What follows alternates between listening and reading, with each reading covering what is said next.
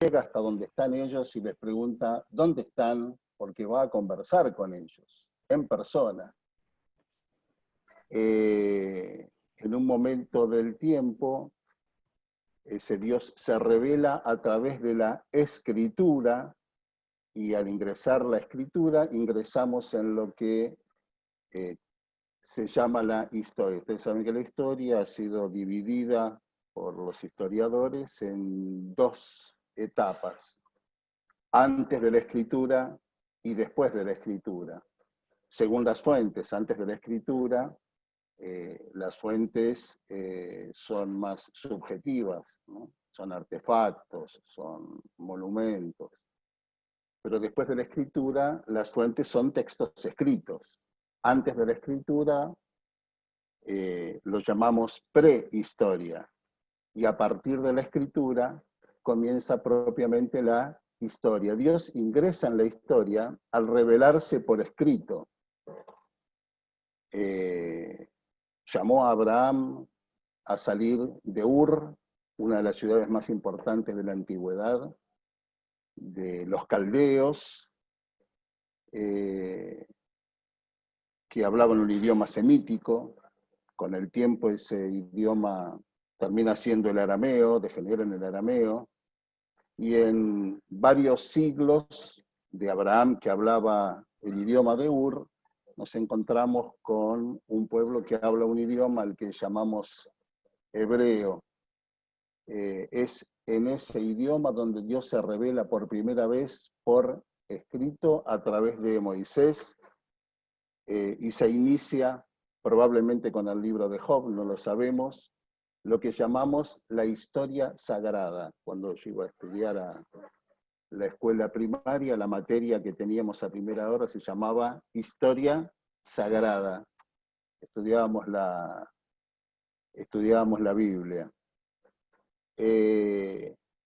Según el relato bíblico, Dios pone a funcionar la historia en una semana de tiempo literal. Dios crea un universo material, lleno de cosas materiales buenas.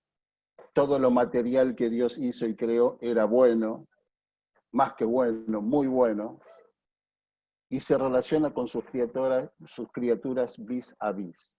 En el cuarto día Dios pone a funcionar la historia, porque pone a funcionar el reloj. La Biblia dice que Dios creó los cielos y la tierra, que Dios creó las aves y los animales. Cada vez que Dios crea a partir de la nada, se utiliza la palabra hebrea bará. Pero en Génesis 1:14, y 15, y 16 y 17, cuando se habla de las lumbreras que Dios pone en el cielo, la lumbrera mayor, la lumbrera menor y las estrellas, primero dice haya o puso, y la palabra es hayá, no es vara.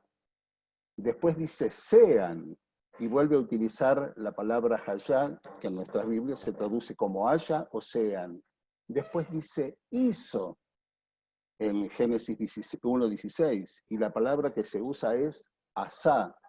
Y en 17 dice las puso, y la palabra que se usa es natán.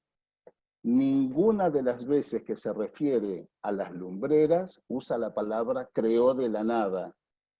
Pero en el cuarto día las puso a funcionar como un gran reloj, porque dice que no solo tenían la función de alumbrar en el día y en la noche, sino que estaban ahí para marcar las estaciones o los meses, los días y los años.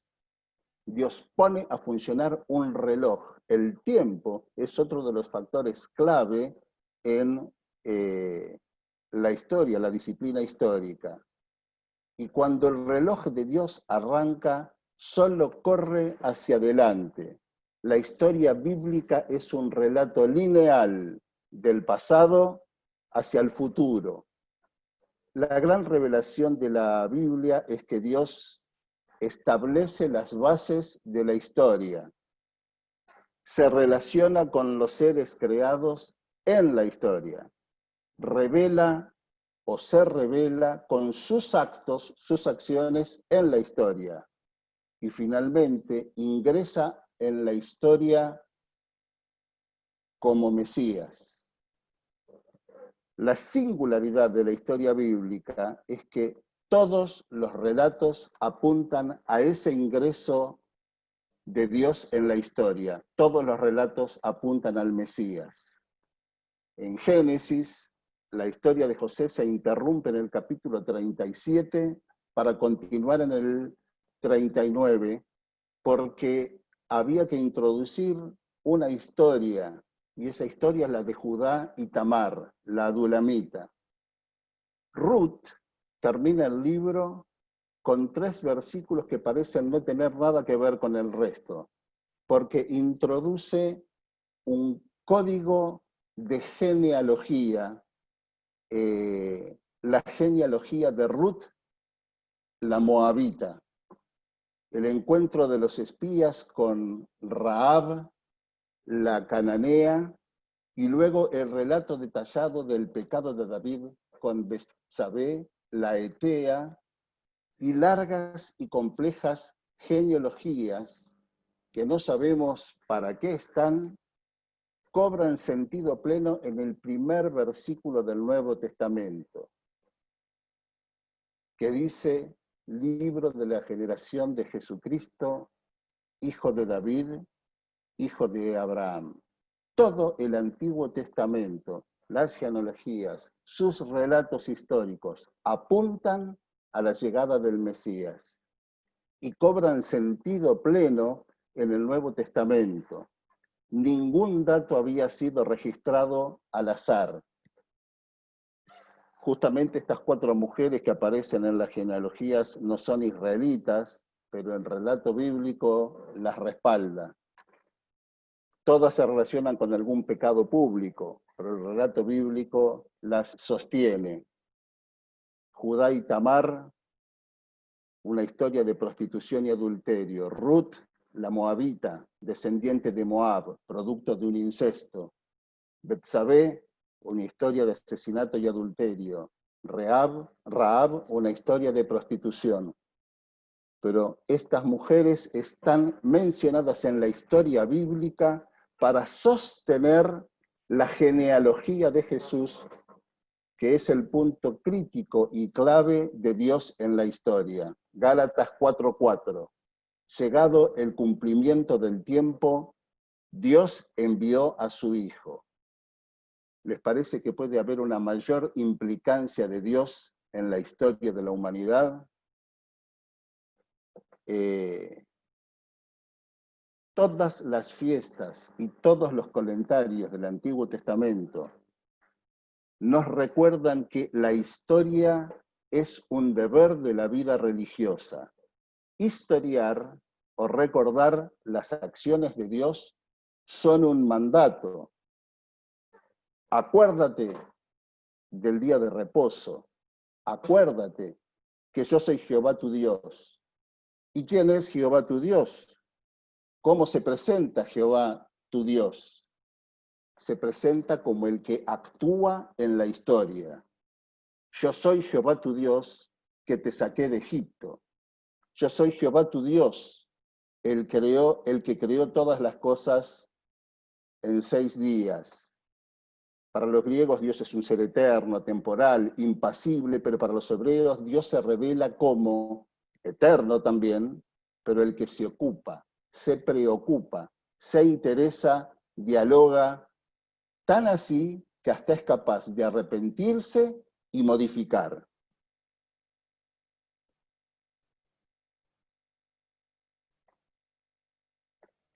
Y llegamos al versículo de memoria de la lección de hoy, que dice: yo soy Jehová tu Dios, que te saqué de la tierra de Egipto.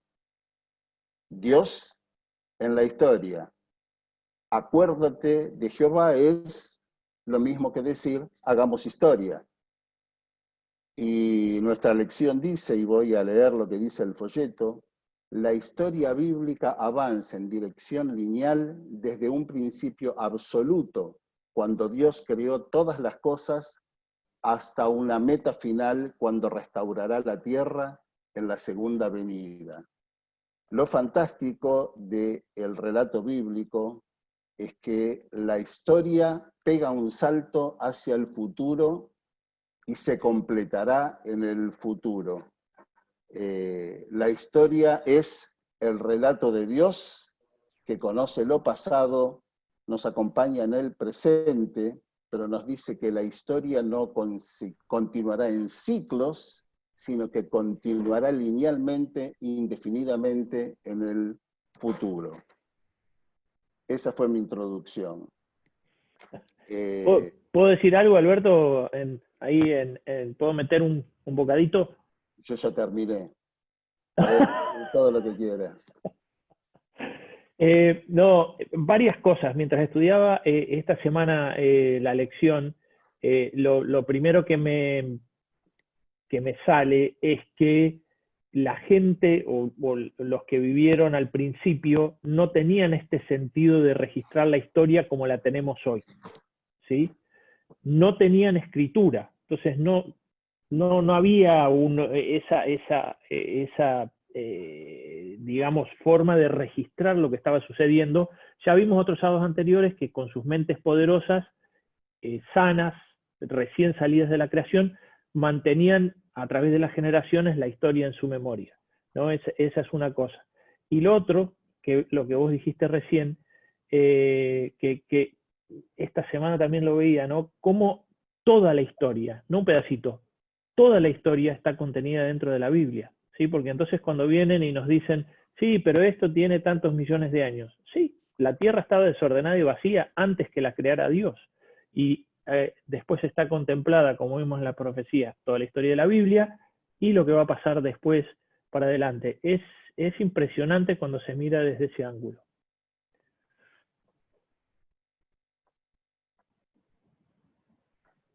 No hay manos, Alberto, así que adelante nomás.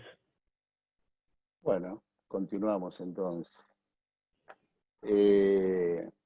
Vuelvo al reloj que Dios pone a funcionar en la creación. Hay un documento escrito por Ptolomeo que se conserva hasta nuestros días, que se conoce como el Almagesto. Descargué el Almagesto completo, está en internet, y es impresionante el trabajo que en la época de Ptolomeo, un griego de Alejandría, de Egipto, se pusieron a tabular y contemplar, medir los eclipses solares y lunares, entre otras cosas. Como el reloj que Dios puso a funcionar no atrasa ni adelanta un solo segundo, si nosotros sabemos que hubo un eclipse en una determinada fecha, podemos retroceder para atrás y saber exactamente qué día fue que sucedió ese eclipse. No sé si lo dije bien o me enredé al decirlo. Podemos saber yendo para atrás cuándo fueron los eclipses y podemos saber yendo para el futuro cuándo habrá un eclipse. Porque el reloj que Dios puso a funcionar funciona a la perfección, ni adelanta ni atrasa, ni un día, ni un minuto. Esto nos ha permitido este documento de Ptolomeo, un libro extensísimo que se llama el Almagesto, donde están anotados los eclipses que ocurrieron en la antigüedad, vinculándolos con hechos de la historia. Por ejemplo, en el año tanto del rey tanto de Babilonia sucedió un eclipse en Babilonia. Podemos fechar con exactitud hechos de la antigüedad basándonos en el reloj cósmico. ¿Se entiende el concepto? Ha sido un instrumento fantástico por el cual podemos ir para adelante y para atrás en el tiempo y conocer las posiciones conociendo también las posiciones de las estrellas. Y nos ha permitido fechar históricamente hechos con precisión exacta, una herramienta que nos permite utilizar el reloj de Dios para fechar la antigüedad. Y otra cosa que me parece interesante es que a partir de Heródoto, en el siglo V antes de Cristo, al que se conoce como el padre de la historia acá en el mundo occidental, tenemos una serie de historiadores que comenzaron a dejar registros que siempre confirman parte del relato de la historia sagrada. Heródoto, Tucídides, en la antigua Atenas, Genofonte, Marco Porcio Catón, Veroso, que vivió en Babilonia y dejó crónicas que confirman el relato del libro de Daniel, Polibio, Estrabón, Tito Livio y Flavio Josefo. Vos tenías algunas, Boris, tenías algunas imágenes de Flavio Josefo, creo, ¿no? Ok, eso es relacionado con lo de Jesús, más que nada, porque habla de, creo que es un poquito más adelante. Bien, entonces bien. Tengo las de Babilonia cuando vos me digas. Dejémoslo entonces ahora. Recuerdo otros historiadores de la época, Gallo, Plinio, Suetonio, todos historiadores que con sus relatos dan testimonios que confirman y afirman partes del relato bíblico.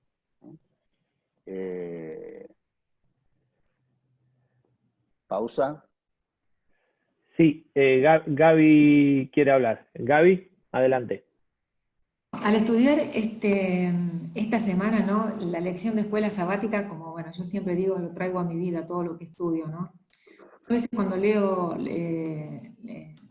los escritos de Elena de White, que habla de la Nueva Jerusalén, de todo lo que le espera a las personas que van a vencer, ¿no? Que pruebas en la vida vamos a tener un montón, y cuando pasamos por situaciones difíciles y uno piensa que nunca va a terminar, y cuando vamos a lo que Dios nos dice en su palabra, ¿no?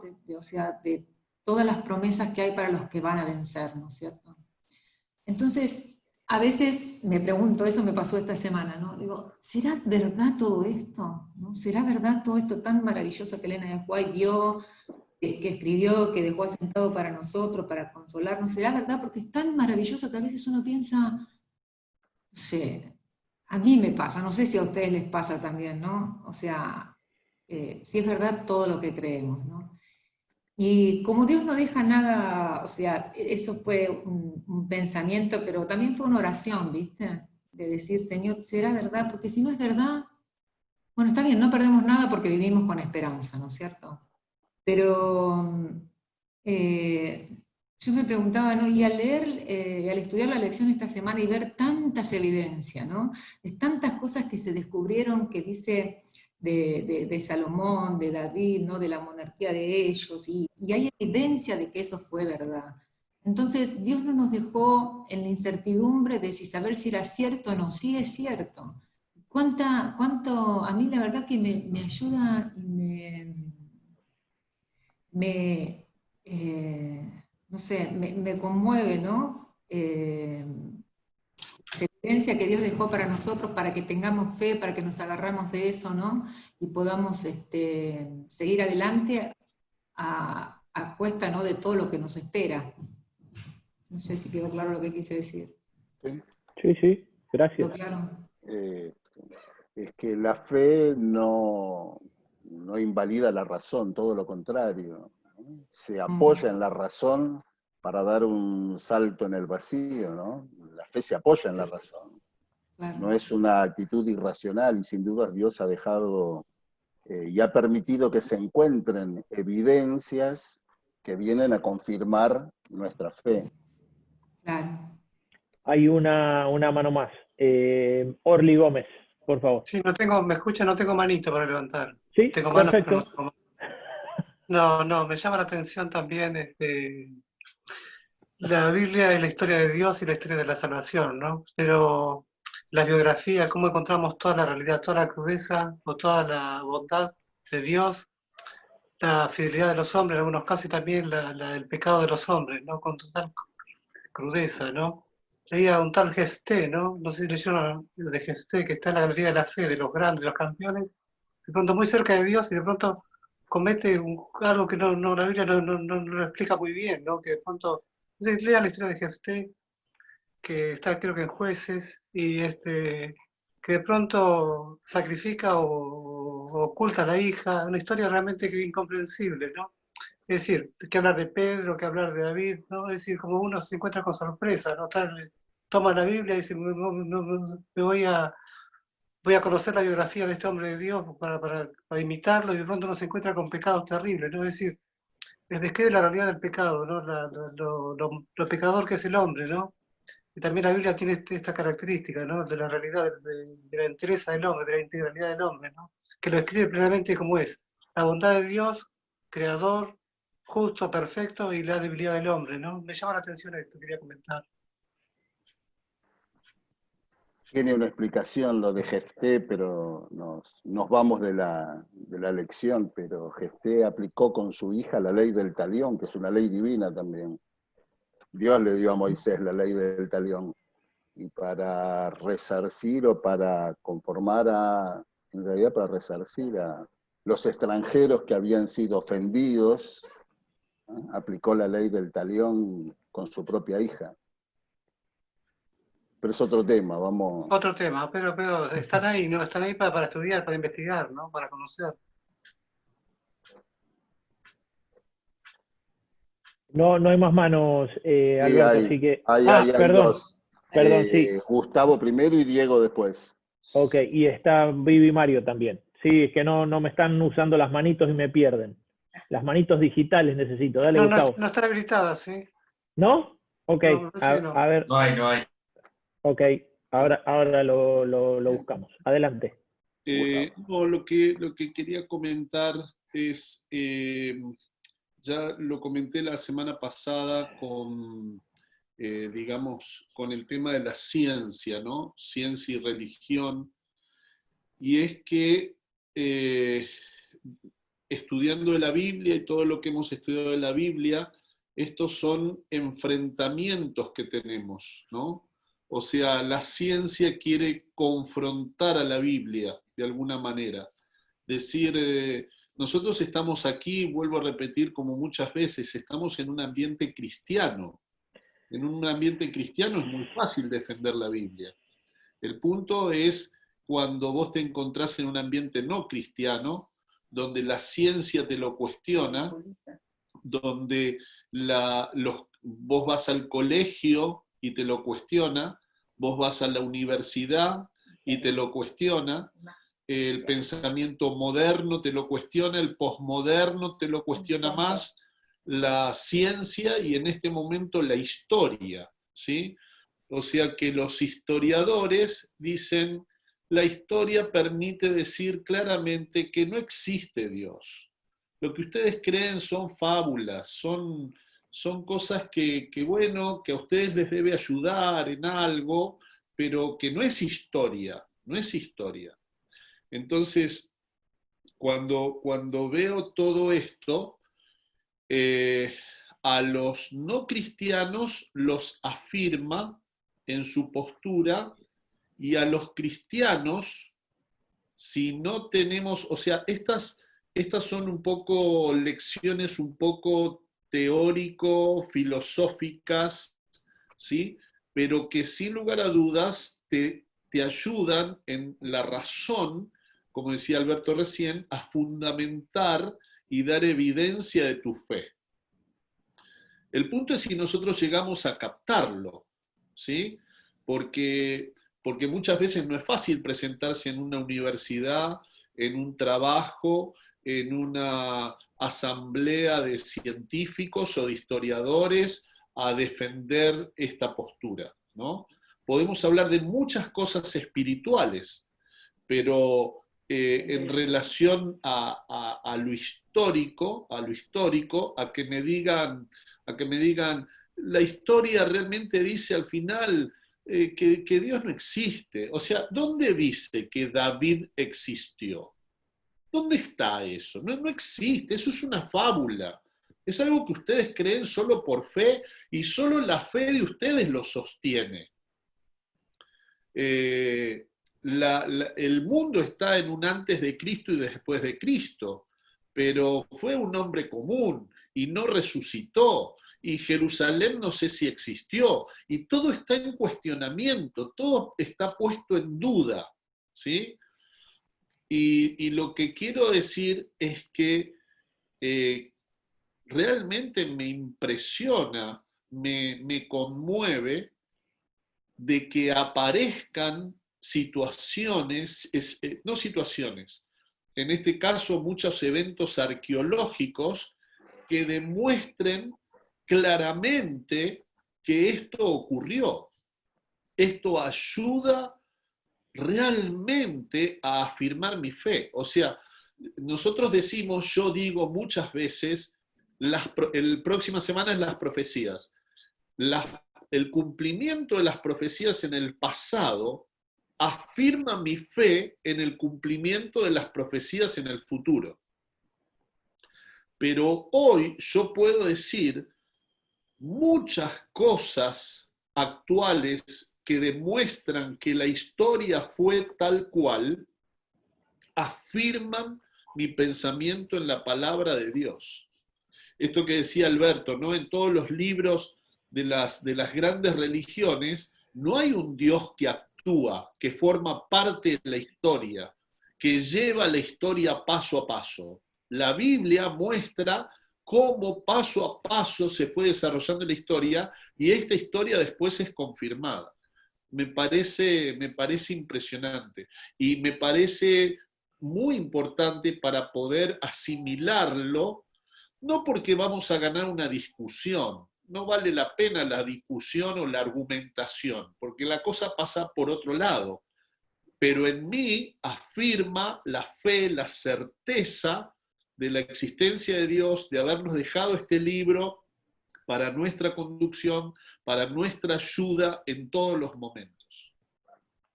Gracias, Gustavo. Como no tengo el orden, disculpen si no les doy en el orden Diego. que va. Diego, Pastor Diego, adelante. Ahí está, ahora sí. Quizás para dimensionar el problema que estamos atravesando respecto a poner en duda, cómo se está poniendo en duda la veracidad de la palabra de Dios, la historicidad de la palabra de Dios. En una de las materias del doctorado en teología que estoy cursando, un profesor que vino de Europa nos tenía que dar una materia sobre teología sistemática y empezó a hablarnos de revelación e inspiración como si estuviéramos en el primer año de la licenciatura en teología. Y nuestros compañeros nos mirábamos y decíamos, tuvimos que levantar la mano y decirle, profesor, este no es nuestro problema aquí en Argentina. Y entonces nos contó cómo la Iglesia está atravesando estas crisis en Europa especialmente, y cómo se cuestiona el tema de la revelación, la inspiración bíblica, y por lo tanto, si vos no crees en la revelación y la inspiración de la palabra de Dios, cuestionás todo ya. O sea, ¿qué seguridad podés tener de que la historia fue realmente historia? ¿Sí? Ahora, ¿de quién depende la historia? Hoy en día los historiadores comunes, ¿no? Seculares, tienen una visión subjetiva de la historia y escriben la historia de acuerdo a su visión o interpretación de los hechos. Los historiadores tienen diferentes puntos de vista e interpretan los hechos de diferentes maneras y escriben su propia historia de acuerdo a lo que ellos perciben de esas situaciones. Es por eso que a veces para poder comprender realmente lo que sucedió, estoy hablando especialmente de la historia secular, ¿no?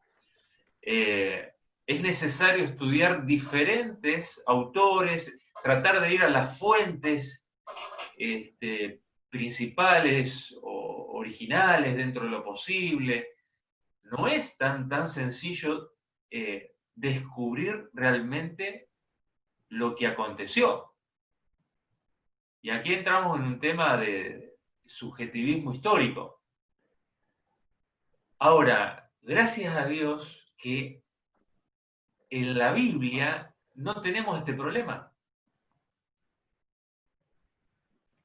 La Biblia describe la historia guiada a través del Espíritu Santo. Nosotros tenemos un relato fehaciente de lo que es, de lo que fue, los acontecimientos históricos, de la historia de la redención, ¿sí? La historia de la salvación, qué es lo que sucedió realmente.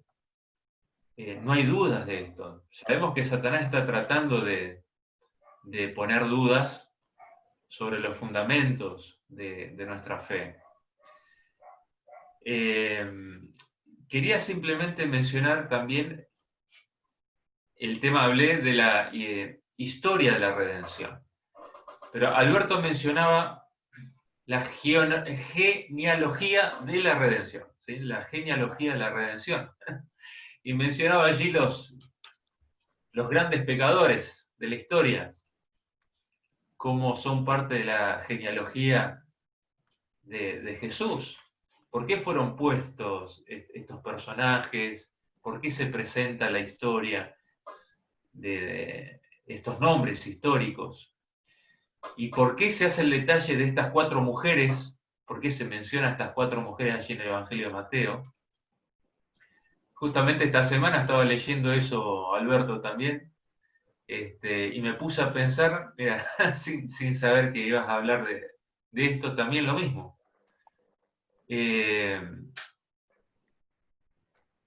La historia o la genealogía de la redención, cómo Dios no solamente se involucra en la historia, sino que empatiza con las personas que hacen la historia y a veces hacen una mala historia o una historia pésima, pero que en las manos de Dios esa historia se convierte en la historia de la redención, la historia del perdón, la historia de la restauración. Y eso es maravilloso, ¿no? Es lo que diferencia esta historia de las demás historias. Eso, simplemente. Gracias, Diego. ¿Uno más, Alberto? Sí, sí, ¿quién era? Vivi o Mario. Mario.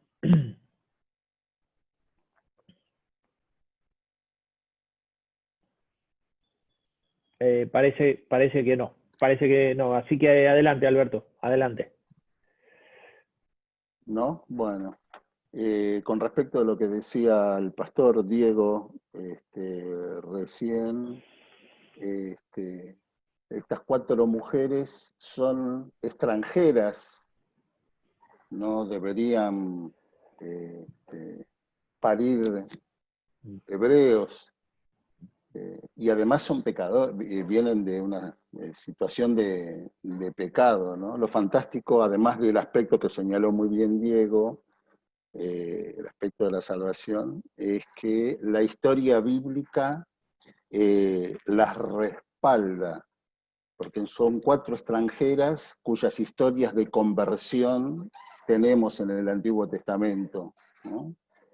El relato bíblico las destaca y las respalda. El profesor, tuve como profesor el doctor Efraín 12 Martínez, no sé si alguien sintió hablar de él, fue profesor mío en Puigari y hace muchos años, cordobés que se hizo adventista de grande y sacó su doctorado en la Universidad de Córdoba con la tesis de Daniel II, la migración del poder hacia Occidente. tuvo agallas para meterse en un ámbito académico con un tema netamente bíblico a nivel de un doctorado, ¿no? Cuando yo estudiaba en el secundario, en esa otra vida antigua a la que hace referencia Gustavo, hace unos años leíamos un libro que se llamaba Y la Biblia tenía razón, por la década de los 60.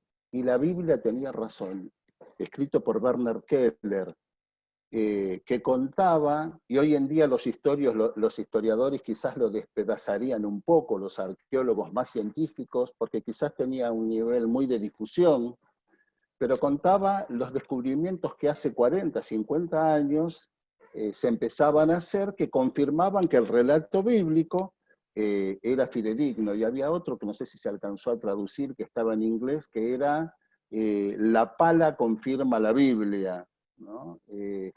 También de la misma época y con los mismos descubrimientos. Desde entonces hasta ahora, la arqueología ha realizado miles de descubrimientos que cada vez más tienden a confirmar el relato bíblico. Y yo creo que esa es una bendición de Dios para nosotros, el que cuanto más el mundo cuestiona, más evidencias nos da de que hemos puesto la fe en los escritos correctos, ¿no? Que hemos encontrado que la revelación en su palabra y que su palabra es la revelación. Yo estaba suscrito ahora con el tema del dólar hace unos años que lo corté, pero estaba suscrito a Biblical Review, Archaeology Review, una serie de revistas que sigo viendo algunas noticias en la parte gratuita por internet, que mensualmente registran cientos de descubrimientos que confirman que los relatos bíblicos se corresponden con la historia y con la realidad, permanentemente.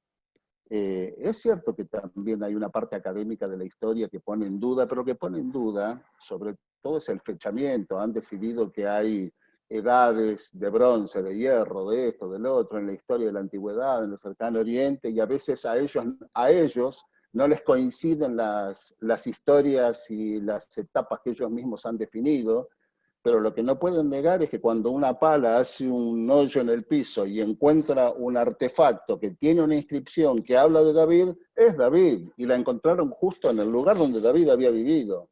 Eso no lo pueden negar, no lo pueden ocultar. Yo creo que cada vez más Dios está permitiendo que las piedras hablen.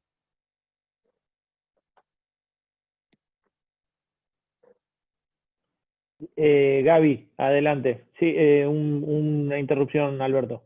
Sí, está bien, yo ya terminé. A mí eso, la verdad que me ayuda muchísimo, ¿no? Porque frente a las pruebas y las situaciones que uno pasa en la vida, me da fortalece mi fe, ¿no es cierto? Estamos viviendo en una situación tan difícil y hay personas que están pasando realmente mal. Cuando Gustavo contaba, ¿no?, de la situación en la clínica y bueno, y otras cosas que yo me fui enterando, o Alejandra cuando contaba que esta semana había pedido oración, ¿no?, por una situación que está pasando en su trabajo.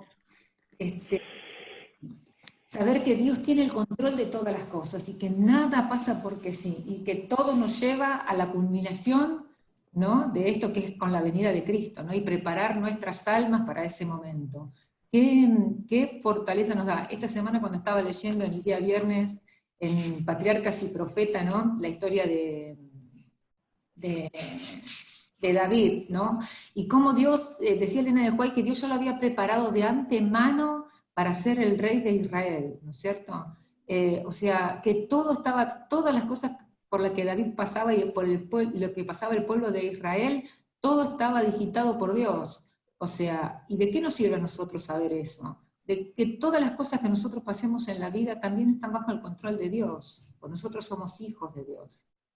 Cualquier cosa que nos pasa a nosotros, a mí eso la verdad que me llena de tranquilidad, de paz, de saber que nada va a pasar que Dios no permita, en cualquier situación por la que estemos pasando, ¿no? Personales, a nivel trabajo, saber que si estamos bajo su cuidado, ¿no es cierto?, la protección para nosotros siempre va a estar asegurada. Gracias, Gaby. Gustavo, o Evelyn, creo que es Gustavo. Les quiero contar una experiencia que gracias a Dios pudimos vivir con Evelyn, que nos resultó muy, muy impresionante. Tuvimos la posibilidad, porque tal vez alguno no se imagina cómo es esto, ¿no? Tuvimos la posibilidad de estar en 3 ciudades. Pudimos estar en Éfeso, caminando por las callecitas de Éfeso, entrando a sus teatros, a sus bibliotecas, a sus templos. Pudimos estar en la Odisea, y pudimos estar en Colosas, con esta característica. Éfeso estaba totalmente reconstruida y limpiada, ¿sí? O sea, los miles de años van produciendo tierra, piedras, etcétera, que van haciendo de esas ciudades una montaña de tierra. Éfeso excavaron, los arqueólogos excavaron, y de golpe encuentran una columna. Y siguen excavando con mucho cuidado y encuentran otra columna. Y siguen excavando y de golpe aparece un templo, ¿sí? Y de esa manera siguen y la ciudad se abre y aparece realmente toda una ciudad. Así está Éfeso. La Odisea está la mitad abajo de la tierra, y vos ves la montaña de tierra, y la otra mitad está abierta, está desterrada, digamos. Y es una emoción ver a los pocos kilómetros de la Odisea las termas de agua caliente con sus cañerías que llegaban a la Odisea y que por el transcurso llegaban tibias, las aguas calientes de la terma a la Odisea, recordando la Odisea de, sí, no serás ni frío ni caliente, serás tibio. Pero vos ves todavía las cañerías, ves los templos, ves las termas, y cuando observás la situación en vivo, no podés creer la confirmación de la Biblia, ¿sí? Qué maravilla.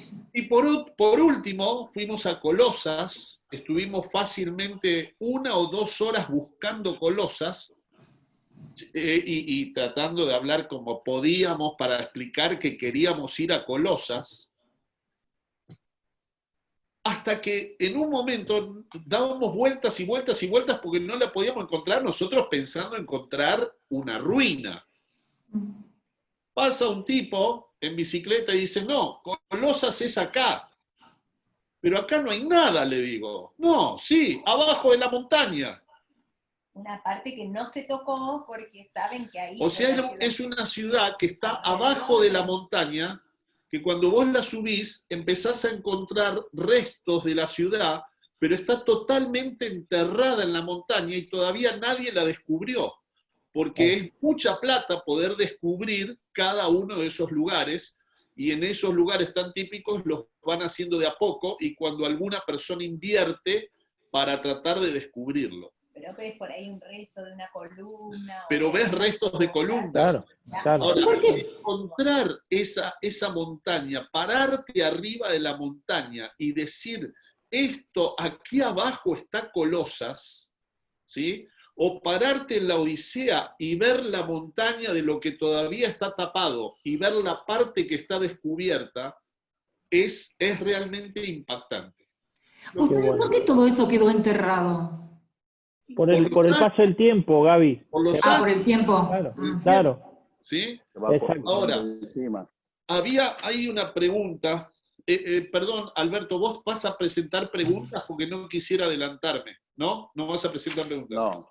Que aparece al final, ¿no? Aparece al final. ¿Qué sucede cuando se encuentran evidencias arqueológicas cuya interpretación contradice la historia bíblica? ¿Qué pasa vos tenés que defender a Dios y su existencia? Nuestra fe se basa exclusivamente en las confirmaciones científicas e históricas. ¿Tengo que ver el caño de agua de hace no sé cuántos años para yo creer? ¿Tengo que creer en la Biblia que es verdadera solamente si me voy a la Odisea a ver los caños? ¿O si encuentro la tableta que dice David o que dice Babilonia o que dice lo que estudiamos esta semana?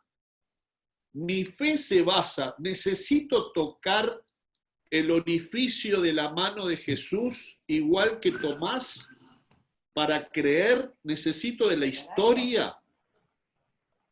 Y por el otro lado, si en algún momento la historia llega a confirmaciones parciales de que esto no ocurrió, ¿se caería tu fe? Ok, gracias Gustavo. Está Alejandra y después Vivi y Mario. Alejandra, adelante. No, es cortito, como siempre, lo mío.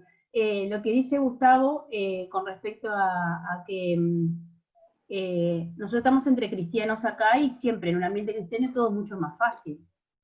En general yo me muevo en un ambiente que no es tan cristiano, ¿no? O sea, en general la mayoría quizás no nos movemos en un ambiente cristiano. Entonces muchas veces vos te podés poner a hablar de hechos arqueológicos y todo y no lo van a entender igual. No lo van a entender.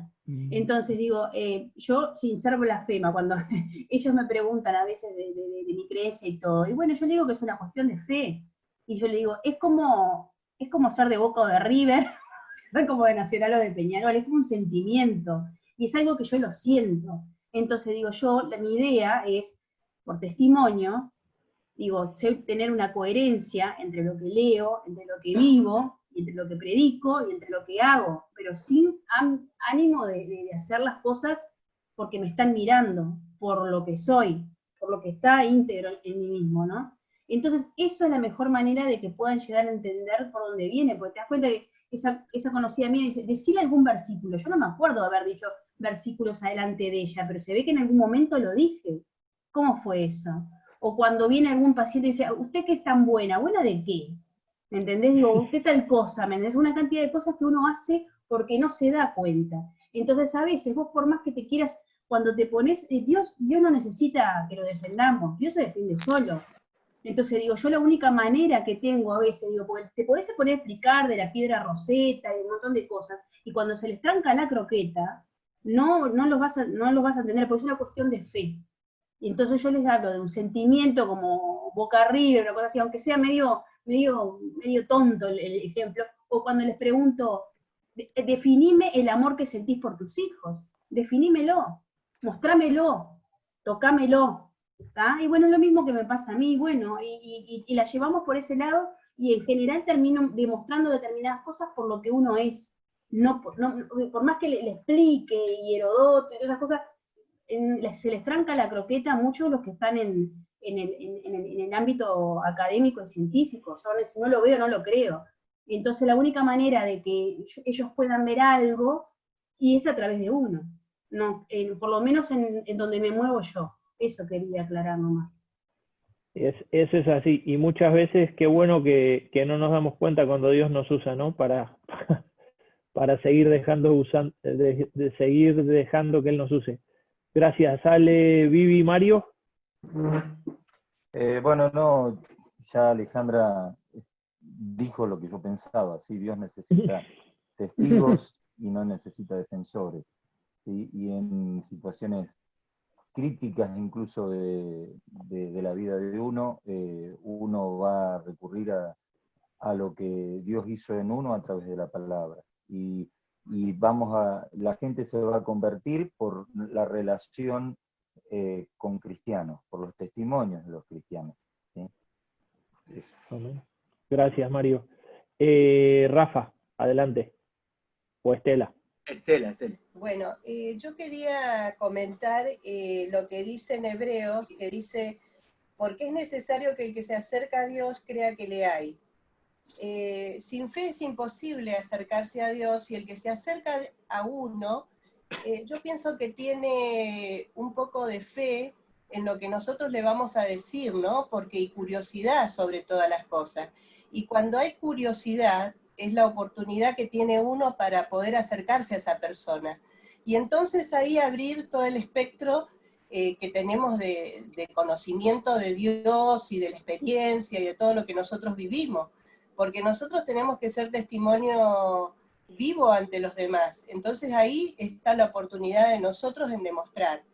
Y me acuerdo de toda esta historia de Noé, que habla acá en la lección del día jueves, que dice que Noé construyó el arca confiando en la palabra de Dios por sobre la experiencia y la razón. Y me acuerdo cuando volvíamos de la costa, no sé si este año o el anterior, que veníamos de la costa y estaba el arco iris. Y vos cuando ves el arco iris, no podés decir que Dios no existe, que esto no es real, que Noé no existió. Cuando llueve no podés decir, ¿por qué llueve? Entonces ahí tenemos razones que traspasan la lógica y la razón, ¿no? Porque si la gente no tiene lógica y no tiene razón, que no puede ser demostrada por la ciencia, pero la ciencia ha demostrado todo esto. Entonces tenemos todas estas cosas que son reales. Y la pala, como decía Alberto, que la pala del arqueólogo dice, confirma lo que la palabra de Dios ha escrito. Y todos los conocimientos que se están haciendo hoy en día, se está confirmando. Ahora el hombre fue a hacer un satélite, no sé, que salió el cohete la semana pasada, el sábado pasado, no sé si lo vieron. Impresionante como el viaje que se va a cortar a la China, no sé dónde, 2 horas. Qué impresionante cómo siguen ellos escarbando, la ciencia buscando a este Dios maravilloso, porque eso es lo que buscan. ¿A quién buscan? La Torre de Babel, ¿a quién buscaban? A Dios. Y a mí me impactó una noticia de Infobae también esta semana, el eclipse luna de fresa. ¿Ustedes lo escucharon, al eclipse luna de fresa?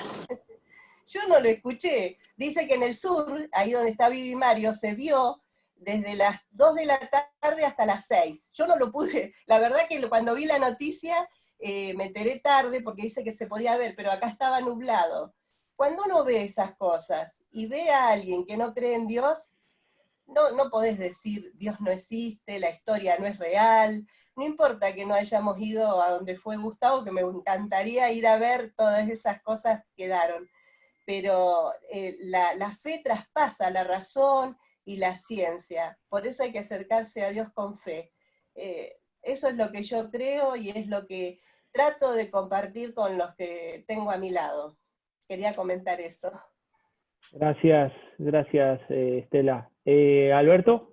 Sí, me hizo acordar, Gustavo, no me había acordado, con este tema del turismo bíblico arqueológico, que hace algunos años pasé por Corinto.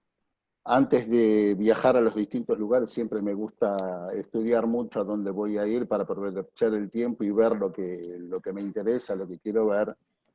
Y había leído que en Corinto se habían encontrado unos escritos que confirmaban, se habían encontrado unas inscripciones que confirmaban una aseveración de Pablo, no me acuerdo dónde está, creo que es cuando escribe a Timoteo, que le habla de Erasto y dice que es algo así como el tesorero de la ciudad o algo parecido, ¿no? Ahora no me acuerdo exactamente.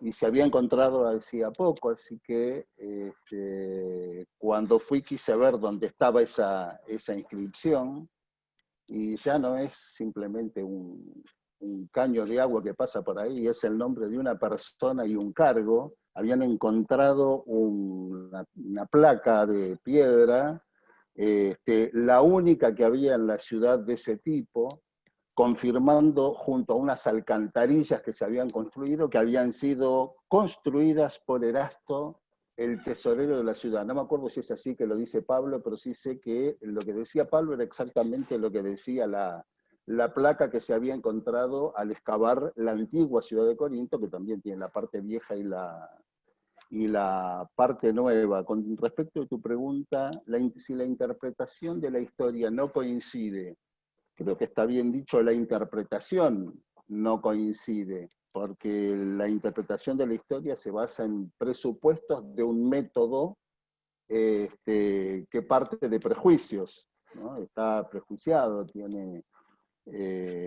pero generalmente lo que encuentra la pala no es discutible, ¿no? Y sobre todo últimamente que se han encontrado, se han confirmado muchos nombres que menciona la Biblia, que se los cuestionaba porque no aparecían en ningún otro lugar, y finalmente se ha encontrado evidencia de que esos nombres que la Biblia mencionaba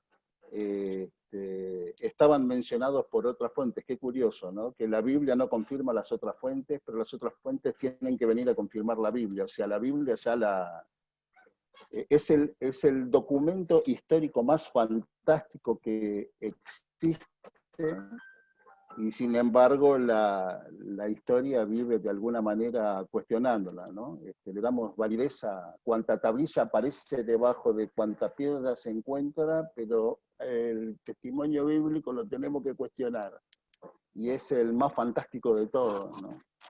Hasta desde el punto de vista histórico. Lo que pasa es que hay que acceder a él sin el preconcepto del académico, ¿no? Hay que acceder a él con fe.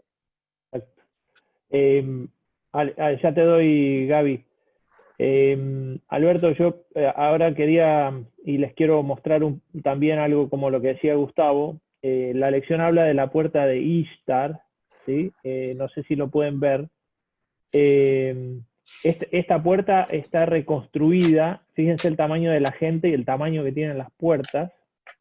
Están reconstruidas en el Museo de Pérgamo, ¿no? Fíjense, es un edificio espectacular, pero lo que les quería mostrar era esto, ¿no? Fíjense, acá les saqué las fotos a los leones de Babilonia, y fíjense la foto de la derecha, ¿no? Me hizo acordar a Daniel 7:4, la primera de ellas parecía un león, pero sus alas eran de águila. Mientras yo lo observaba, le arrancaron las alas, ¿no? Se ve que el rey que mandó a hacer se cortó ese pedazo que le arrancaron las alas y le puso la cabeza de él, ¿no? Es obviamente del imperio babilónico. Pero es increíble, a mí me encanta la historia, y estas cosas no hacen más que confirmar tantos relatos bíblicos, ¿no? Gaby, adelante. Qué maravilla. Anoche buscando versículos y del espíritu de profecía sobre el tema que vamos a tratar esta tarde, encontré esto, ¿no? Dice, la influencia de Satanás se ejerce constantemente sobre los hombres para enajenar los sentidos. O sea, cuando alguien, y la Biblia dice, ¿no? Que la fe viene por el oír, y el oír la palabra de Dios, ¿no? Cuando uno da testimonio de lo que uno cree, ¿no? Y la otra persona no quiere entender, bueno, yo creo que ya elige, ¿no? De qué lado quiere estar, ¿no es cierto? Porque es como decía Alejandra, ¿no? Dice, explícame el amor que uno siente por los hijos, ¿no es cierto? No se puede explicar, se entiende solo por fe, ¿viste? Pero esas mismas personas que critican por ahí lo que uno cree y lo que uno vive, ¿no? Es la misma persona que después cuando enfrente situaciones de extremo te dice, no, ¿y por qué no orás? ¿Por qué pedir a Dios? Pedir a Dios, ¿no es cierto? O sea, yo cuando me dicen así siempre digo, Dios me escucha a mí como los escucha a ustedes, ¿no es cierto? O sea, Dios escucha porque hijos de Dios somos todos, predestinados para ser hijos de Dios somos todos, pero nosotros somos los que tenemos que elegir, ¿no es cierto? Y ahí está Satanás, O sea, la lucha que el ser humano tiene siempre, o sea, hay dos caminos, ¿no? O sea, o de estar del lado de Dios o del lado del enemigo. Y Satanás siempre va a influenciar, ¿no?, en las mentes de las personas para que no acepten a Dios. Bueno, orar, lo único que nosotros podemos hacer, nosotros no podemos convencer a nadie, lo único que nosotros podemos hacer es orar por esas personas para que Dios, ¿no?, pueda interferir en ellas. Amén. Gracias, Gaby. Orly Gómez. Sí, no tengo manitos, pero bueno, sigo sin manitos. No, quería decir esto de Está que... por a ver, ahí, tenés que buscarla, está. No, Pero lo que pasa es no que está, cambió la actualización, no te perfecto, preocupes, dale. pero estoy escuchando. No, la pregunta que hacía Gustavo, ¿no? Creo que sí, el hallazgo de la ciencia, ¿son necesarios para confirmar nuestra fe? ¿Para confirmar nuestra creencia? Es la pregunta que yo hago. No sé, ¿es necesario que sepamos o que la ciencia confirme los hallazgos arqueológicos que son bíblicos para confirmar nuestra creencia? Creo que no son indispensables, ¿no? O sea, vienen bien, nos ayudan, pero no son indispensables, ¿no? No hay que ver para creer, ¿no? ¿Estamos de acuerdo? Me quedo pensando también en la relación con Cristo, ¿no? Esto es leído, que me acuerdo en el camino de Maús que cuando los discípulos decían, no, ardían nuestros corazones cuando le escuchamos, es decir, la relación con Cristo pasa por otro plano también, ¿no? Por el plano de la fe, ¿no? De la revelación de Dios, ¿sí? Más allá de estas evidencias que podemos tener, ¿no? La relación de Cristo es diferente, ¿no? O va por otro sentido, no va por una relación con Cristo y que Él nos confirme su palabra en nosotros. Esto quiere decir. Gracias, Orlando. Franco, ¿estabas levantando la mano? ¿Querías hablar?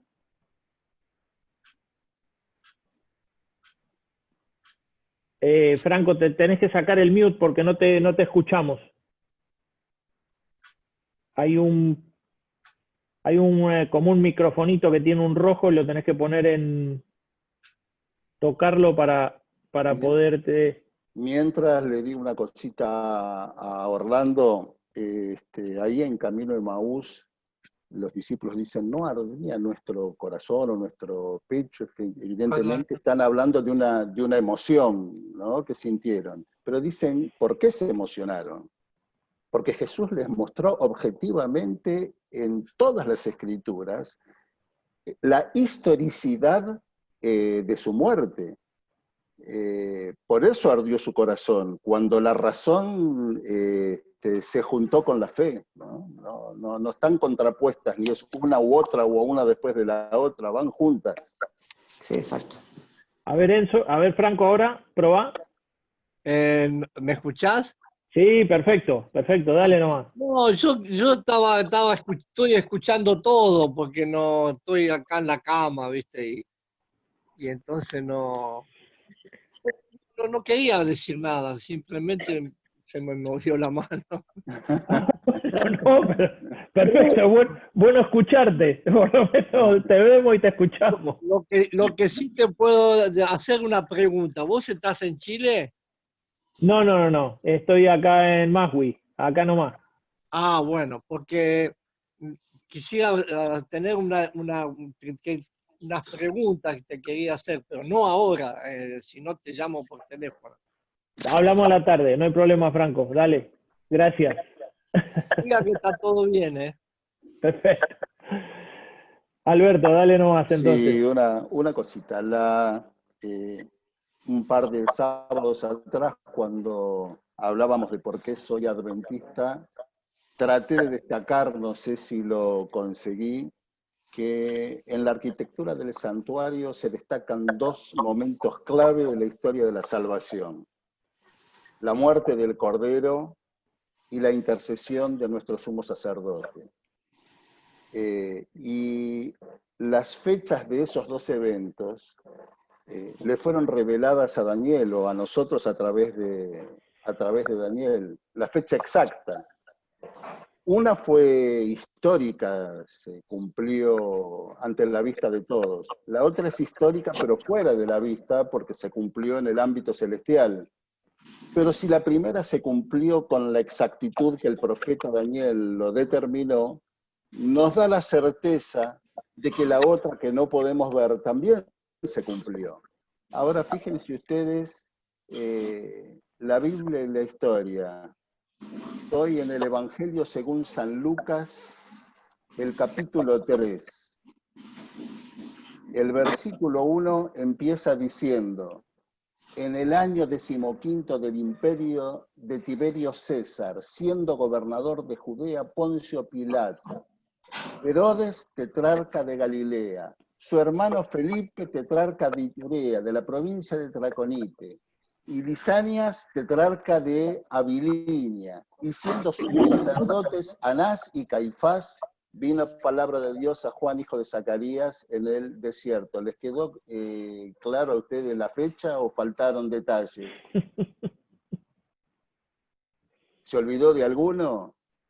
Dio los nombres de todos los gobernantes de la provincia de La Rioja, el de Córdoba, el de Buenos Aires, el de la ciudad, y el de las Naciones Unidas. Y además los del Sanedrín.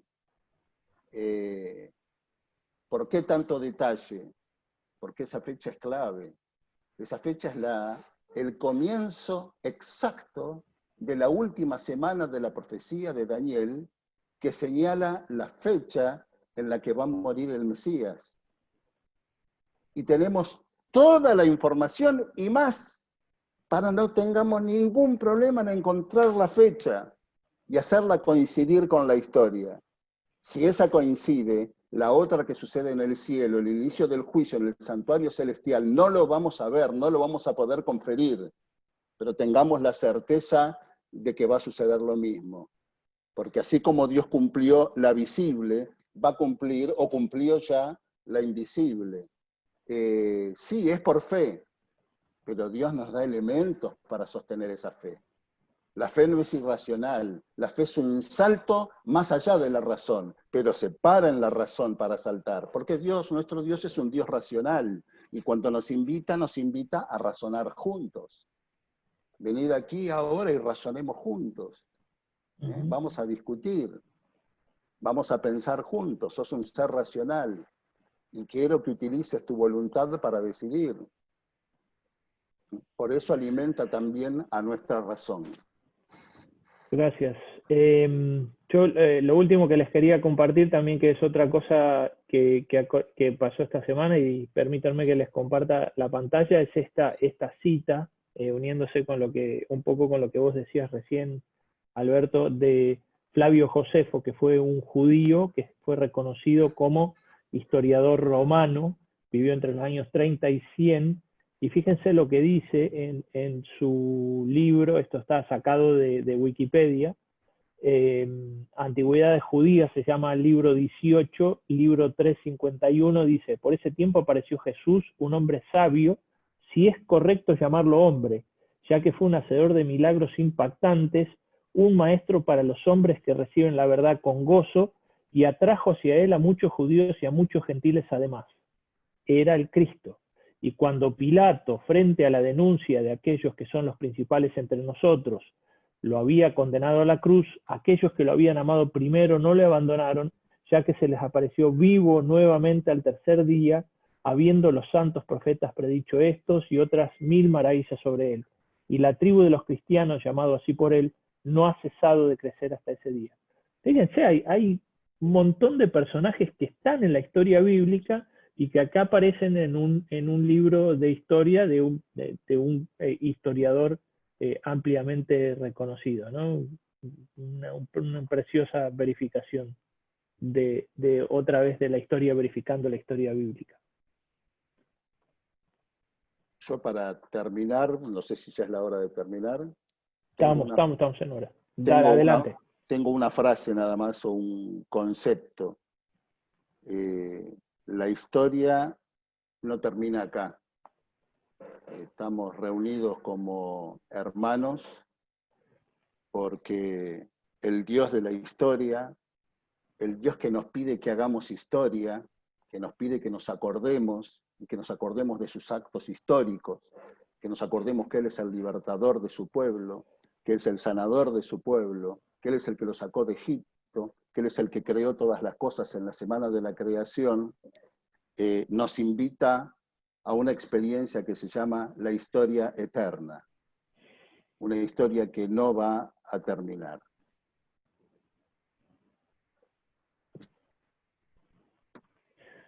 Muchas gracias Alberto, gracias a todos por participar. Perdón, no te vi, Gustavo, adelante. No nombramos nada y la verdad que no estoy dudando si decirlo, porque con lo que dijo Alberto estaría bárbaro para cerrarlo y cerrarlo. Dilo.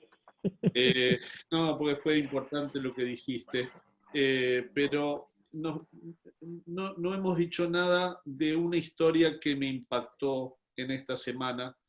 No sé cuántos la han leído. En Isaías 36 e Isaías 37, la historia de Sennacherib, la historia de Ezequías y la historia de Isaías, ¿no?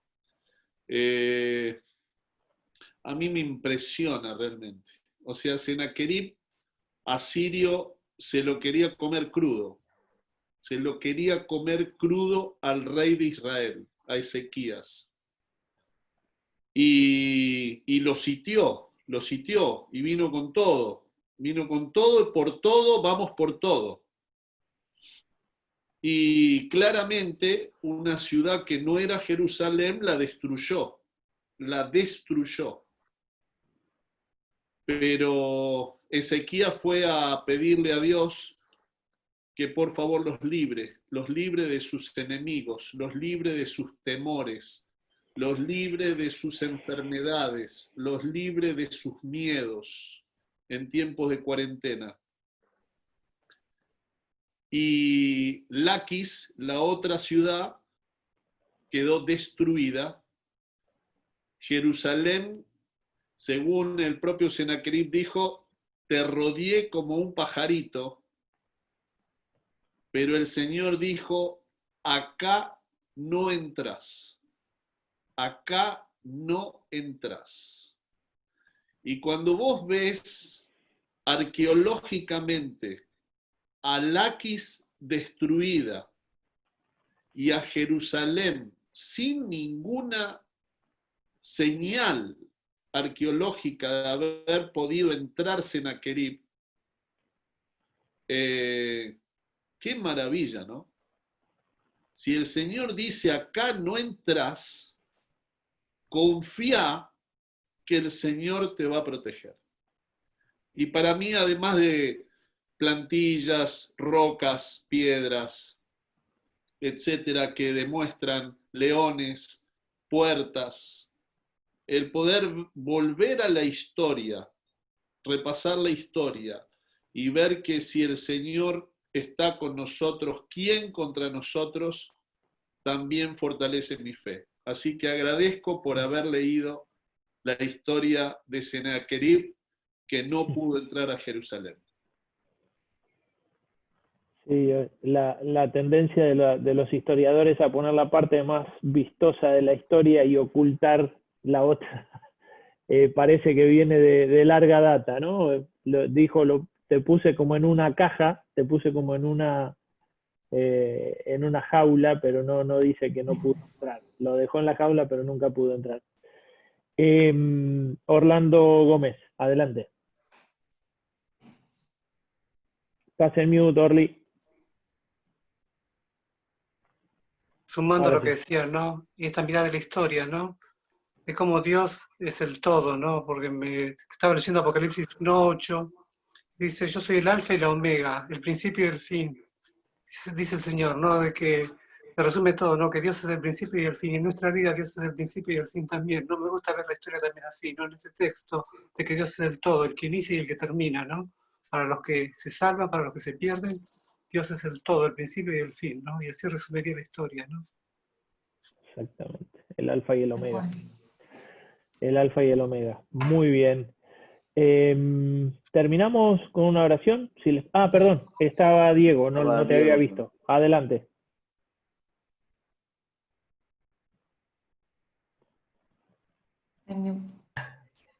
Ahora sí. Simplemente decir que Jesús hoy en día nos sigue diciendo, como le dijo a Tomás que mencionaron hoy, pon tu dedo aquí en mis heridas, ¿no? En la evidencia. Dios es tan bueno con nosotros que nos quiere ayudar a creer. Y estas evidencias no son para los incrédulos rebeldes, sino para los incrédulos sinceros. Hay diferencia entre los incrédulos rebeldes, cuyas evidencias, las evidencias no les van a interesar, no hay argumento que los pueda convencer, porque están cerrados, pero sí están los incrédulos sinceros, que están en la búsqueda. Y el Señor en su misericordia nos dice, como le dijo a Tomás, pon tu mano aquí, ¿no? Aquí en mi herida, en mi costado, en las evidencias. Y creo que a medida que vaya pasando el tiempo y esta lucha entre incredulidad y fe se vaya acrecentando, el Señor va a ir manifestando más evidencias a favor de los sinceros, ¿sí? A favor de los sinceros hijos suyos que creen o que quieren creer, como Tomás, que quieren creer pero necesitan de alguna que otra evidencia contra tantos argumentos negativos contra la fe, contra la Biblia. Así que bueno, simplemente decir eso, agradecer a Dios, porque hoy, como hace 2000 años, sigue diciendo, vení, mirá, acá está la evidencia. Perfecto. Perfecto, Diego, muchas gracias. ¿Puedo decir algo? Claro, Gabriela, por supuesto. Dios se hace visible en las pequeñas cosas de la vida, ¿no? Para aquellos que quieran tener un corazón abierto para estar receptivo de ellas, ¿no? Si estamos pasando, como hijos de Dios, si estamos pasando pruebas en la vida, Elena de White dice que las pruebas de la vida son los instrumentos de Dios para eliminar de nuestro carácter toda impureza y tosquedad. Mientras nos labran, nos encuadran, cincelan, pulen y bruñan, el proceso resulta penoso y es duro, ser oprimido con la muela del esmeril. Pero la piedra sale preparada para ocupar su lugar en el templo celestial. O sea, en el tiempo que estemos acá en esta vida, vamos a pasar por un montón de situaciones, un montón de pruebas, un montón de obstáculos, que Dios va a permitir que pasemos solamente para pulir nuestro carácter, ¿no es cierto? Saber que hoy falta un sábado menos para ese día en que Jesús venga a buscarnos, para mí me da un alivio enorme. Hacia allá vamos. Y hoy falta un día menos. Exactamente, así es. Muy bien. Gracias a todos, gracias por participar, gracias por juntarse. Vamos a terminar con una oración. ¿Te puedo pedir, Gaby, que ores? Que tenés el micrófono abierto, bueno, ¿puede ser? Dale. Gracias. Querido Dios que estás en el cielo, gracias Señor te damos por los cuidados que has tenido con nosotros en esta semana, en este día. Te pedimos, Padre, que te quedes con cada uno de nosotros, con cada una de nuestras familias que aquí nosotros representamos. Y que aquel día en que vengas a buscarnos podamos estar nosotros y nuestros hijos, los hijos que nos diste. Te pedimos, Señor, que nos guíes, que nos protejas, que nos cuides de todas las cosas que tengamos que pasar. Que la podamos pasar tomados de tu mano, fortalecidos en tu palabra y creciendo en la fe. Querido Dios, te damos las gracias sin merecerlo, todo en el nombre de Jesús. Amén. Amén. Amén.